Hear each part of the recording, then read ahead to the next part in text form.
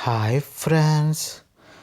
మొగుడు లేని నీరజ ఆంటీని రాత్రంతా మెకానిక్ షెడ్లో ఓదార్చాను. ఆ తుంటరి జ్ఞాపకాలను ఈరోజు నేను మీతో పంచుకుంటున్నాను. నా పేరు సాయి కిరణ్. నా వయసు 26 సంవత్సరాలు. నేను పుట్టి పెరిగిందంతా పాలకొల్లులో. కానీ నా విద్యాభ్యాసం హైదరాబాదులో జరగడంతో అక్కడే సెటిల్ అయ్యాను. నేను వృత్తిరీత్యా లాయర్ని. ఇంకా అసలు కథ విషయానికి వస్తే నేను లా కోర్సు చదువుతున్న రోజులవి. మేము నలుగురం స్నేహితులం కలిసి ఒకే రూమ్లో అద్దెకి ఉండేవాళ్ళం. అయితే ఒకరోజు ఆ ఇంటి ఓనరు తమకు తెలిసిన వారు ఎవరో ఆ ఇంటిని కొనడానికి వస్తున్నారని అర్జెంటుగా మీరందరూ రూమ్ను ఖాళీ చెయ్యాలి అన్నాడు. మేము కొంత సమయం అడిగాం. కానీ అతను వెంటనే ఖాళీ చేయాలని చెప్పాడు.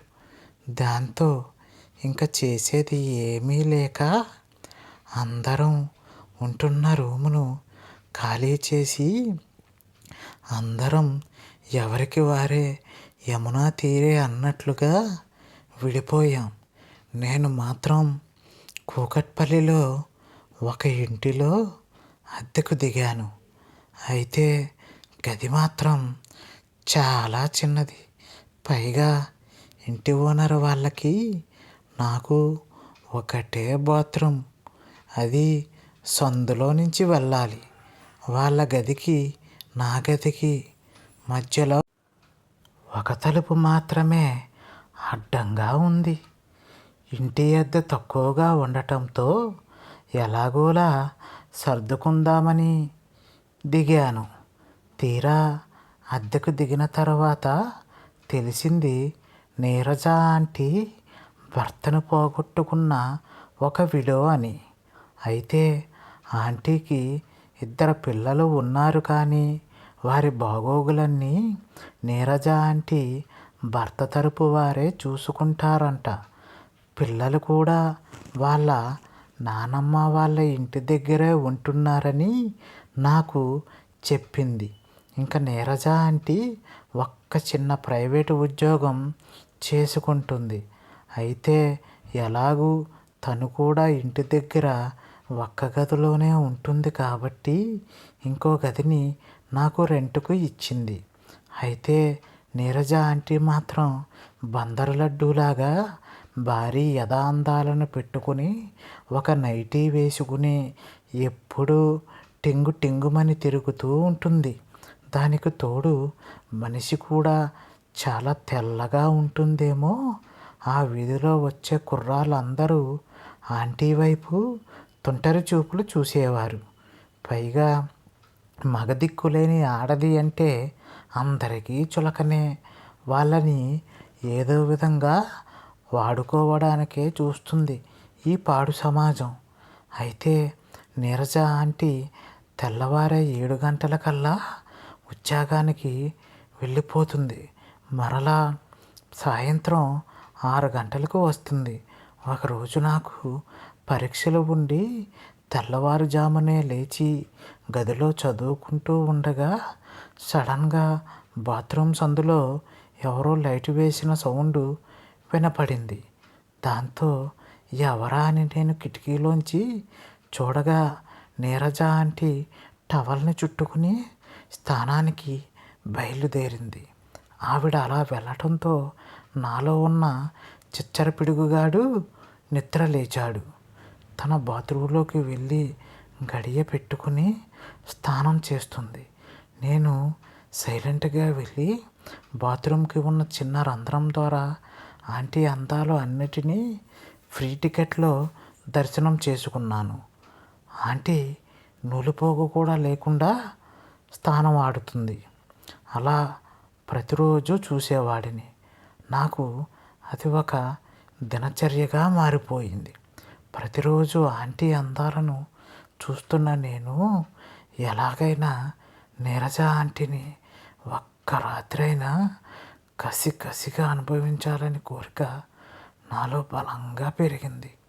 అనుకున్నట్టుగానే ఒక పథకాన్ని రచించాను. ఆ రోజు ఆదివారం. ఆంటీకి డ్యూటీ సెలవు, నాకేమో కాలేజీ సెలవు. నేను ఇంట్లోనే ఉన్నాను. నీరజ ఆంటీ సూపర్ మార్కెట్కి వెళ్ళటం గమనించాను. ఆంటీ మార్కెట్కి వెళ్ళి వస్తూ ఉండగా దారిలో కాపు కాసిన నేను, అయ్యో ఆంటీ, ఇన్ని సామాన్లు మీరు ఒక్కరే ఎలా మోస్తారు? నేను సాయం చేస్తాను పదండి అన్నాను. దానికి నీరజ ఆంటీ, ఏం పర్వాలేదు సాయి, ఇవి పెద్ద బరువేమీ లేవు, అయినా నాకు ఇది ఎప్పుడూ అలవాటే అంటూ ముందుకు కదలసాగింది. దానితో భలేవారే, ఏం పర్లేదు, నాకు ఇవ్వండి ఆంటీ అంటూ బలవంతంగా నేను ఆ కిరాణా సామాన్లు ఉన్న ట్రాలీని కదిల్చాను. దానితో ఆ ట్రాలీ వెళ్ళి ఆంటీ యొక్క కాలికి తగిలింది. ఆంటీ వెంటనే కిందన పడిపోయింది.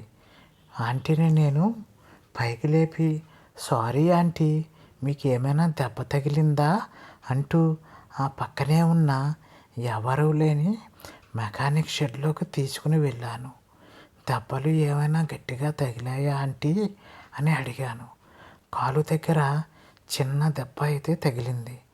నా దగ్గర ఉన్న ఆయింట్మెంట్ను ఆంటీ కాలుకి పూశాను. అలా పూస్తూనే ఈ విధంగా ఆంటీతో అడిగాను, మరి మీ భర్త మీకు దూరమై చాలా కాలం అయ్యింది కదా, మరి మీ మిగతా అవసరాలు ఎలా ఆంటీ అని అడిగాను. దానికి ఆంటీ, పాడు పిల్లోడా, ఎలాంటి ప్రశ్నలు అడుగుతున్నావు సాయి అని నన్ను చూస్తూ సిగ్గుపడసాగింది. దాంతో పిట్ట దారిలోకి వచ్చింది అని అనుకున్నాను. వెంటనే ఆంటీకి ఆయింట్మెంట్ రాస్తున్న నేను అది ఆపేసి ఆంటీపై ముద్దుల వర్షాన్ని కురిపించసాగాను. దానితో నీరజ ఆంటీ, ఏమి చేస్తున్నావు సాయి, నన్ను వదులు అంటూనే బ్రతిమలాడసాగింది. నేను ఇంకా ఇలా కాదులే అనుకుని ఆంటీ అందచందాలన్నిటిపై నా చేతులతో దండయాత్రను చేశాను. దానితో ఆంటీ ఒక్క చేత్తో నన్ను తోసేస్తూనే మరో చేత్తో గట్టిగా పట్టుకుంది. హా సాయి, గట్టిగా పట్టుకో అని ఒకటే ములుగును ములుగుతుంది. దానితో పూర్తిగా నాకు లొంగిపోయిన ఆంటీ ఒంటి మీద బట్టలన్నిటినీ విప్పేశాను. పూర్తి నగ్నంగా చేసి ఆంటీపై ఒక 2 గంటల పాటు యుద్ధాన్ని ప్రకటించాను. అలా ఆంటీ నేను మెకానిక్ షెడ్లో ఒకరికి ఒకరం ప్రేమానురాగాలతో దగ్గరయ్యాం. ఆ తర్వాత అదే మాకు విచ్చలవిడితనంగా మారిపోయి ఎప్పుడు కావాలంటే అప్పుడు ఇష్టానుసారంగా మా గదిలోనే కలుసుకునేవాళ్ళం. ఈ విధంగా భర్త లేని నీరజ ఆంటీపై నా ప్రేమ వర్షపు జల్లులను చాలాసార్లు కురిపించాను. ఇట్లు మీ సాయి కిరణ్. ఓకే ఫ్రెండ్స్, ఈ రోజుకైతే ఇదేనండి మన స్టోరీ. మా వీడియో కనుక మీకు నచ్చినట్టయితే లైక్ చేయండి, షేర్ చేయండి, సబ్స్క్రైబ్ చేసుకోవడం మాత్రం ఎట్టి పరిస్థితుల్లోనూ మర్చిపోకండి ఫ్రెండ్స్. ఉంటాను, నెక్స్ట్ వీడియోతో కలుస్తాను. బాయ్.